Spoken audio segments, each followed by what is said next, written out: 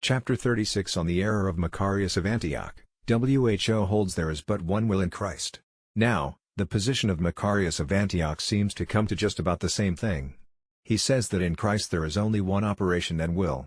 Every nature, of course, has a proper operation of its own, for the form is the principle of operation, and in accord with its form every nature has the species proper to it. Hence, as of diverse natures there are diverse forms, there must be also diverse actions. If, then, in Christ there be one action, it follows that there is in him but one nature. This last belongs to the Eutychian heresy.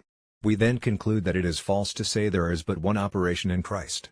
Again, in Christ there is the perfect divine nature by which he is consubstantial with the Father, and a perfect human nature by which he is one in species, with us. But the perfection of the divine nature includes having will. Similarly, also, the perfection of human nature includes having a will by which a man has free choice.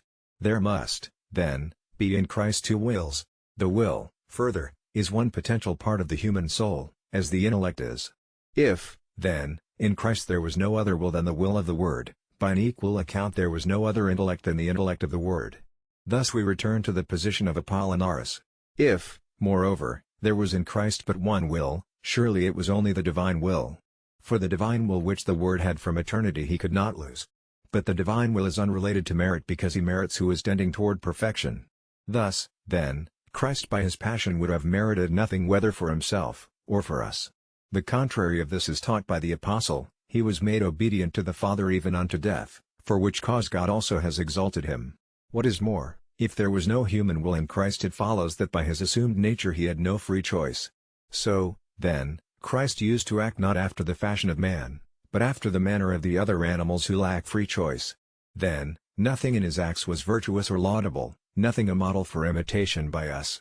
In vain, then, he says in Matthew, "Learn of me because I am meek, and humble of heart," and in John, "I have given you an example, that as I have done to you, so do you also." Again, in one who is pure man, although he is one in supposit there are many appetites and operations according to the diversity of natural principles.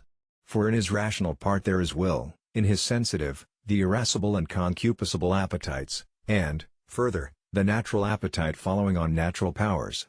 In the same way he sees with the eye, bears with the ear, steps with the foot, speaks with the tongue, and understands with the mind, and these are diverse operations. The case is such because the operations are not multiplied according to diverse subjects operating only, but as well according to diverse principles by which one and the same subject operates, and from which the operations take their species. But the divine nature is much more removed from human nature than the principles of human nature are from one another. Therefore, the will and operation of the divine and the human nature in Christ are distinguished from one another, although Christ himself is one in each of the natures. Furthermore, scriptural authority clearly shows that in Christ there were two wills. He himself says, "I came down from heaven, not to do my own will, but the will of him that sent me," and again, "Not my will, but yours be done."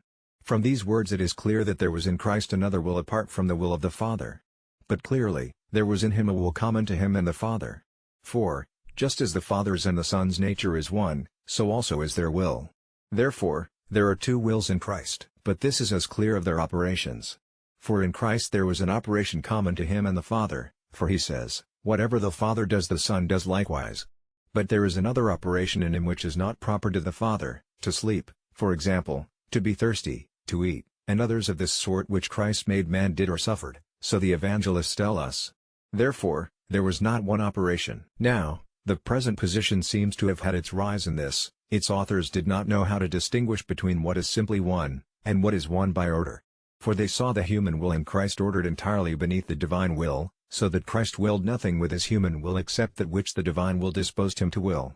In like manner, also, Christ did nothing in his human nature, whether by acting or by suffering, except as the divine will disposed. Hence we read, "I do always the things that please him." The human operation of Christ, also, achieved a kind of divine efficacy by union with the divinity, just as the action of a secondary agent achieves a kind of efficacy from the principal agent, and this resulted, every action or suffering of it was salutary. For this reason Dionysius calls the human operation of Christ theandric, that is, God-mannish, and also because it is of God in a man.